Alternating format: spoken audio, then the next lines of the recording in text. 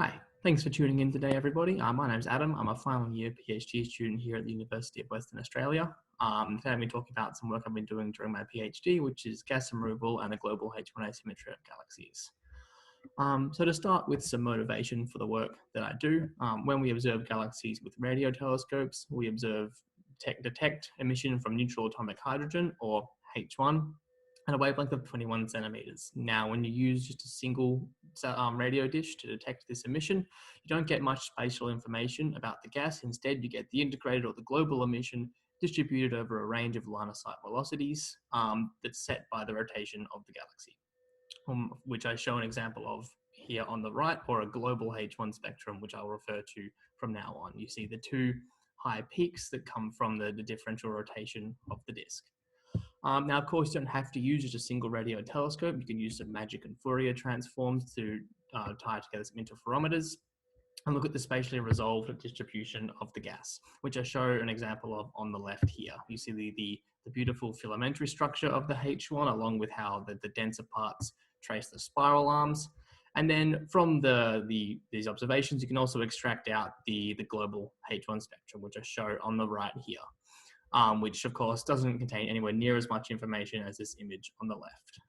However, if you look at the north and the south of this galaxy, you see that the emission extends to different distances from the center of the galaxy. Namely, on the north, it seems to be truncated, or on the south, it extends further out, which means it samples the rotation curve of the galaxy to different levels on each side. And this shows up in the global H1 spectrum. On the south side, where the rotation curve is properly sampled, we see your nice regular H1 peak. And then on the north, we see this suppression of the peak due to the truncated distribution of the gas. So global H1 spectra do carry some information about the distribution and the kinematics of the H1 reservoir. And this is really the motivation behind my work. So current surveys, we only have about 500 resolved H1 maps and 30,000 integrated global H1 spectra restricted to the local universe, whereas the next generation of surveys is going to increase the numbers by orders of magnitude up to out to further redshift. So there really is a strong science case to maximize the information we can extract from global H1 spectra. And that's really the motivation behind my work. So to do this, I use a sample called X-gas, which is a sample of around 1,200 galaxies in the local universe with around 800 H1 detections.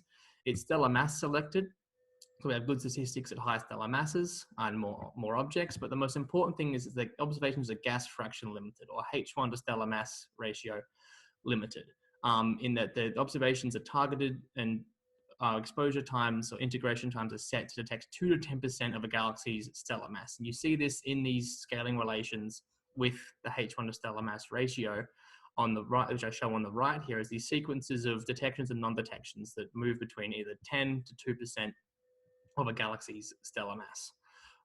So this is really the deepest set of H1 observations for a representative sample of galaxies in the local universe to date. And there's also lots of fun auxiliary information here, such as star formation rates and environment.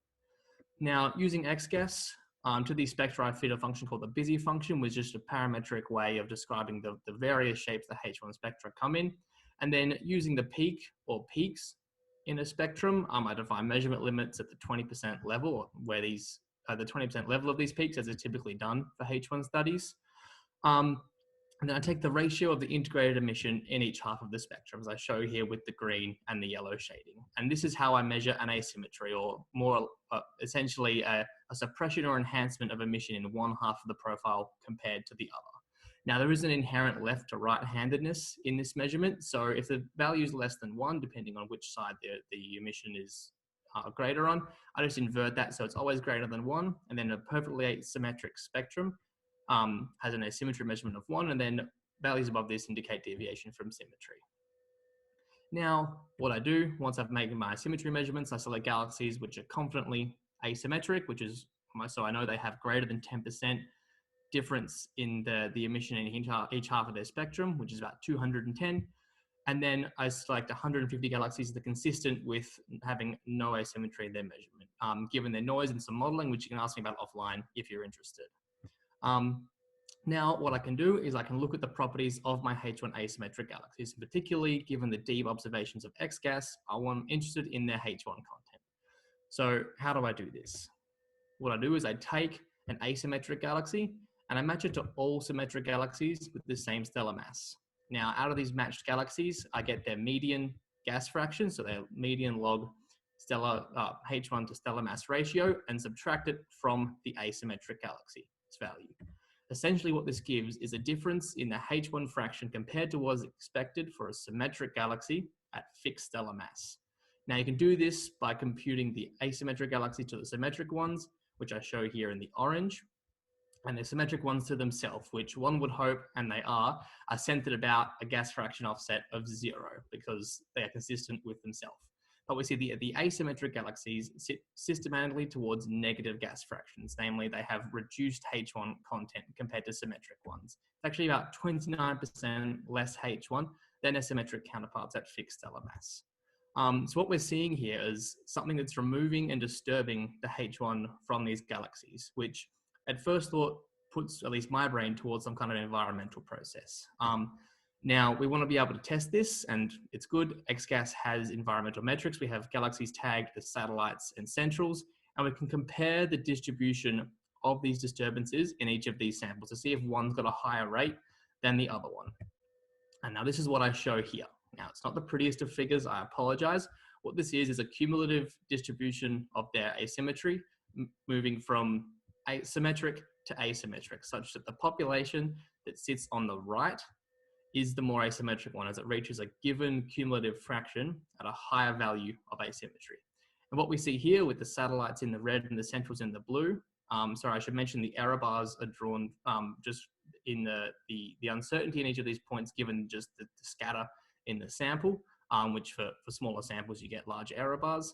What we see is the satellite galaxies are more asymmetric than the centrals. So what we're seeing is galaxies in XGAS with asymmetric H1 spectra, preferentially gas poor and satellite galaxies, which implies some kind of environmental process which removes the gases responsible for this measurement of asymmetry, which is really what we're trying to do, work out what causes these asymmetries in spectra so we can utilize this for future surveys. Now, this was the furthest I could push the XGAS data. So to investigate this more, I turned to simulations. So I utilized the 100 megaparsec box from the Illustrious TNG suite. I choose just over 10,000 galaxies, stellar mass matched to XGAS with a H1 mass limit set by our ability to recover out the integrated H1 spectrum. If there's not enough gas, you just become uncertain in your reconstruction of the profile. And I showed 3 examples of these galaxies here. So on the left, a beautifully undisturbed spiral galaxy with a very symmetric H1 spectrum. In the middle, we see a galaxy with an extension of H1 on one side, which results in an asymmetric H1 spectrum. And then this train wreck actually has a warp in the kinematics, which ends up also in an asymmetric H1 spectrum. So having now this much larger sample from the simulation, I can perform the same analysis as XGAS. So I just show again here the distribution or the cumulative distribution of asymmetry for satellite and central galaxies. And we want to see if TNG reflects the observational results, because if it reflects reality, we can use it to try and burrow down and see what's causing this elevation of asymmetry in satellites. And we do. Thankfully, the simulators have done a very good job. We see that satellite galaxies are systematically more asymmetric than centrals. So utilizing now the properties of the simulation, it's the best way to define an environment is based on the host halo mass of these galaxies. So what I show here is, once again, these cumulative distributions for galaxies in halos less than 10 to the 13 solar masses in dark matter. So that's sort of less than large groups. And the bottom, I show galaxies in large groups are more massive, above 10 to the 13 solar masses.